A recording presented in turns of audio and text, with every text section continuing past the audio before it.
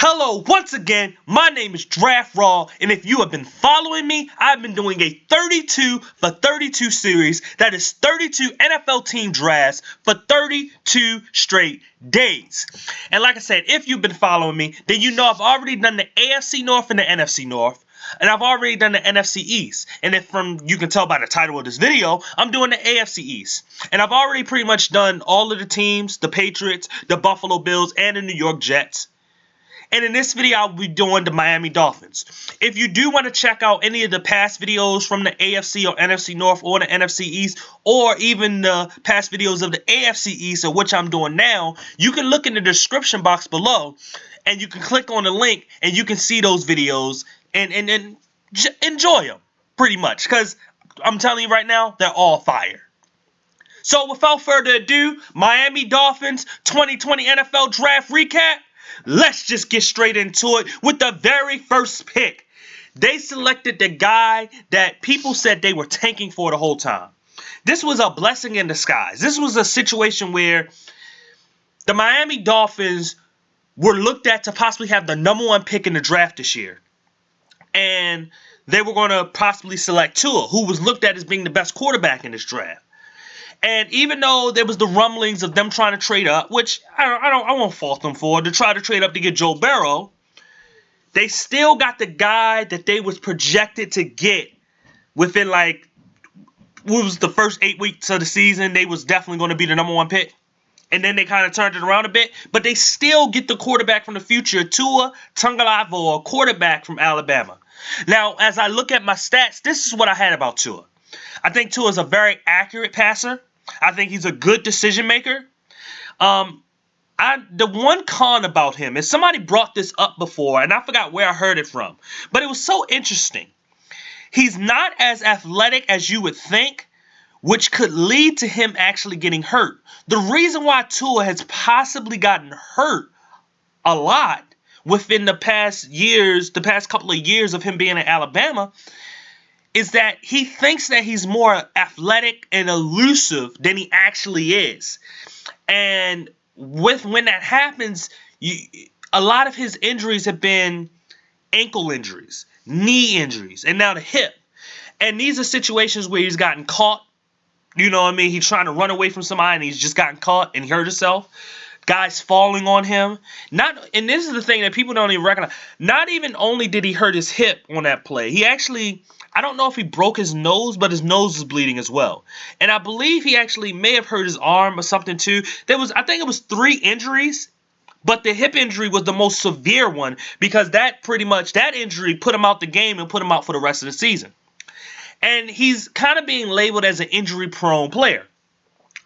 I would say that Tua is kind of injury prone, but if he puts it beside himself to stop trying to be as elusive as he tries to be, because maybe he's not Russell Wilson, he's not Lamar Jackson, he's not some of these guys that have this natural athleticism and gift to be able to elude defenders and have that extra quickness or speed to be able to get away from linebackers and just defensive linemen in general. Maybe he needs to rethink the way he plays the game, because he's really good in the pocket. He's a really good decision maker. And maybe he needs to just take the sack or two. Or I don't know, because it's one of those situations where I understand him trying to make a play, but if it cost him the season or games, that could be the difference between him and the Miami Dolphins going to the playoffs, or them just missing the playoffs or having a losing record because he's not playing. So this is something that he may have to think about and something that he needs to work on, but we'll see. I think that when it comes down to it, he's the best quarterback that came out of this draft. It's just that one little thing that's going to hurt him in further down the road if he doesn't improve and really think about how he should play the game, if you know what I mean. With their second pick, which was in the first round, they decided to select Austin Jackson, USC offensive tackle. Now, this is the notes I had on Austin Jackson. I actually didn't like him because he had inconsistent feet. He needed to add more strength. The thing I did like, though, is that he did drop his butt well. and he was a willing blocker. A willing run blocker, I'm sorry. Even though he wasn't a great run blocker, I give guys credit for being willing. And the reason I say being willing, because then it becomes a teachable moment for coaches to say, well, it's not like he just can't run block at all. He wasn't terrible at it. He just wasn't that great. But if we get him in that system, we can teach him how to be a better run blocker to a point where he could be a franchise left tackle. Now, the other problem is he has inconsistent feet. And what I mean is that A.J. Epinesa tore this dude up. Bradley Anae tore this dude up. Like, they gave him the business.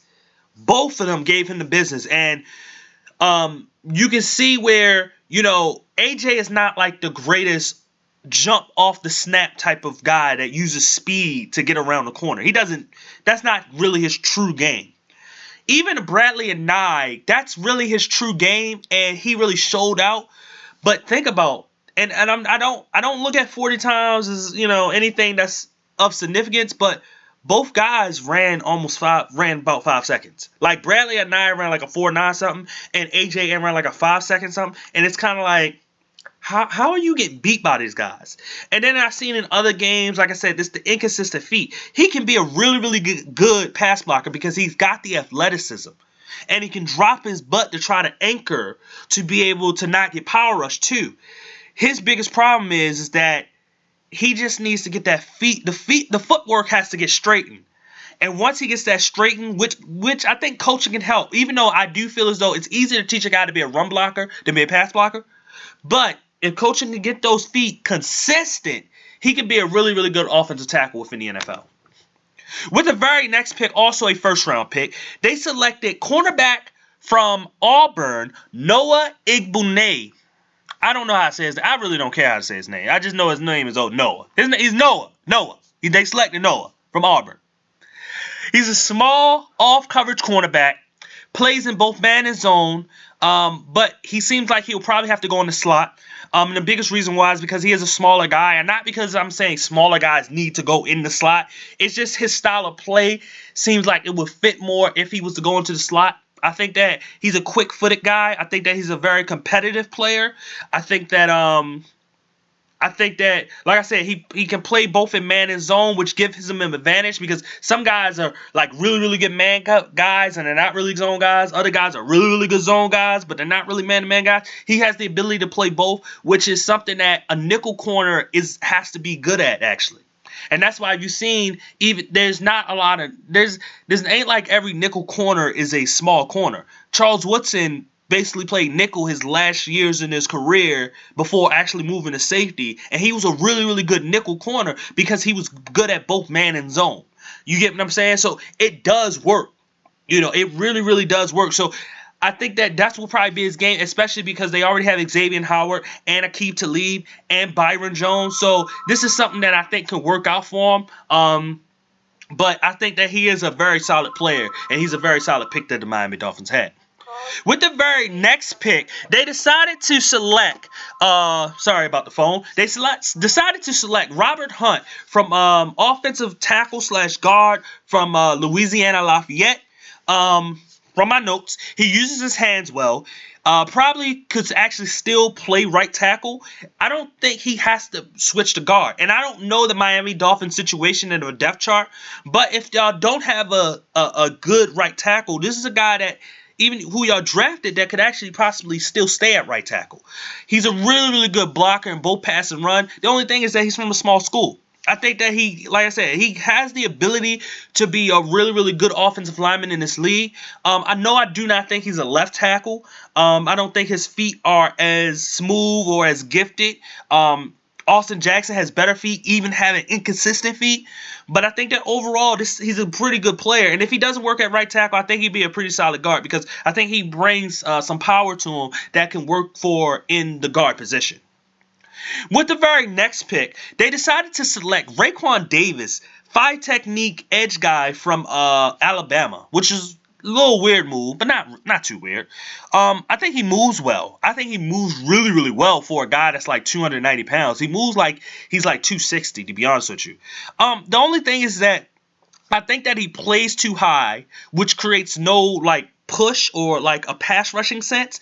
It's a weird situation with him because I think, and a lot of people, because he is a gifted guy in terms of his size and everything, they think he could be a really, really good player within the NFL or just in football in general. He just needs to get better at these certain things. And once he does that, he can be like a tremendous guy. He can be Trevor Price like. The problem is that he just, maybe Alabama didn't ask him to be a big time pass rusher. But with a guy his size, you would think, yeah, you need him rush back. But he just inconsistent. He just needs to be able to drop his knees, bend, and be able to drive guys. And he's a guy that's strong enough to create pass rush. He just is not consistent enough to be a pass rusher. But he's definitely a really, really good run defender, which I will give him credit for. With the very next pick, they selected safety from Texas, Brandon Jones. When I was watching him, he was an aggressive safety. He has some athletic limitations, especially when it comes to coverage. There's certain situations where he's just going to get beat by flat-out speed and quickness. So, there's nothing he can do about that. He's just solid, nothing really special, but the things I did find about him is that he was still a smart guy. He was a do-your-job type of guy. Like, if he's supposed to cover deep middle, he's covering deep middle. And he can also play in a nickel.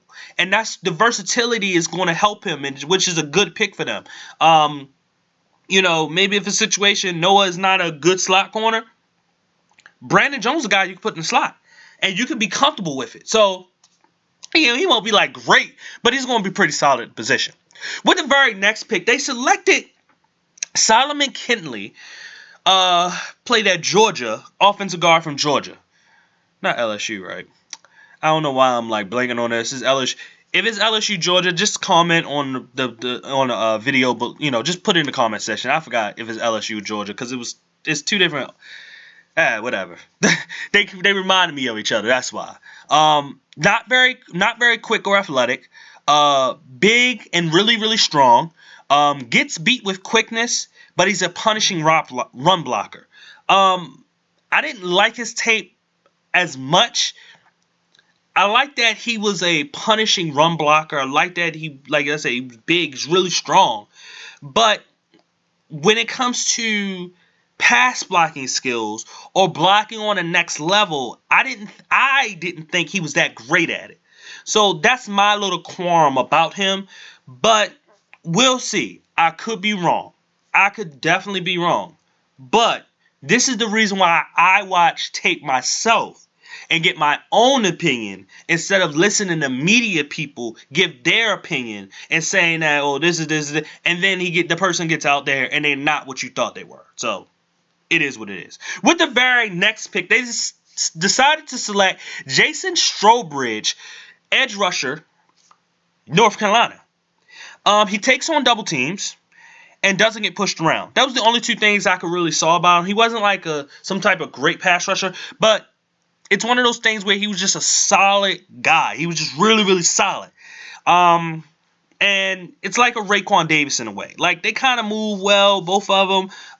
Like I said, he takes on the double teams. He makes sure he clears up blockers for his linebackers and stuff like that. So he's a good, solid player. I believe I did see him play both inside and out. So it's a thing, it's a little bit things there. I mean, he's not going to be the greatest pass rusher you're going to see. He's not going to be this underrated guy that can just really turn the corner or anything like that. But he's going to be a really, really solid player. And this is a pretty good pick for him. And then for the Miami Dolphins, they decided to select Curtis Weaver, which is going to be a pretty good pass rusher for y'all, from edge rusher from Boise State. Very thick. When I say very thick, y'all know what I mean when I say very thick. He's just a heavy set guy, okay? Not as athletic, but that doesn't matter because he's powerful. He uses his hand. He uses good hand technique. He's not a natural bender, but he's not a natural bender like a K'Lavon Chaisson, but he's very explosive once he gets engaged. Like, he's a typical power rusher that can turn it into speed once he gets his hands on you because he stabs you, uses some type of technique, whether if it's a rip or or swim, and then he uses that as he's powering you back and then hitting your hands back. Then he uses his speed to get around. And that's how he gets to the quarterback a lot of times. And that's what I really, really like about Curtis Weaver. And he should be a really, really good player. It's kind of weird that he was drafted in the 5th round. I thought he should go higher. But it is what it is. Not everybody can be that one true guy. You know what I mean? Not everybody can be the great pass rusher. Not everybody is prototypical. But I thought that at the worst, he was Jalen Ferguson from the draft class last year that got drafted by the Baltimore Ravens. I thought he was at least at worst him. So for him to drop all the way down to the 5th round didn't make any sense to me. But, Miami Dolphins got a steal here. They got a good player. So hats off to you. With the very next pick, y'all selected Blake Ferguson, long snapper. Nobody watches long snapper, so whatever. And then 7th round pick, Malcolm Perry, Navy quarterbacks. That's going to be a running back / receiver. I'm not really sure. I think Roger Goodell, the Dolphins probably sent it in and said it was going to be a running back. So I think that's what Roger Goodell said on TV. I think he said running back. But nevertheless, it's hard to judge these type of guys, and the reason why I say this is because Keenan Reynolds was a former quarterback back in the 2016 draft, I believe it was, and he didn't work out, because there wasn't really a true position for him. The Baltimore Ravens, picking him up again, they tried him out at different positions. Like, they tried him as a returner, they tried him as a running back, they tried him as a receiver, and it didn't really mesh well. And so I don't know if I think Malcolm Perry is a more explosive player than Keenan Reynolds, but not having a true position is kind of hard to say how he's going to project. And so I didn't know what to really say about him when watching the tape. It was kind of hard to sit there and be like, oh yeah, it's kind of because he's playing quarterback, and then he's like passing, and then most of the time he's running and he's making great cuts, but it's like it's not at a true running back position, and you don't know how you be at receiver, and it's just hard to tell, but it is what it is. Anyway, that was the last pick in the draft. Once again, my name is Draft Raw. If you want to see any future or past videos, look in the description box below. Hit that subscribe button. Please share. And definitely hit that notification bell. Instead of being checkmark personalized, hit that all button to make sure you get all notifications from Draft Raw. Once again, my name is Draft Raw. I thank you guys for watching. Goodbye.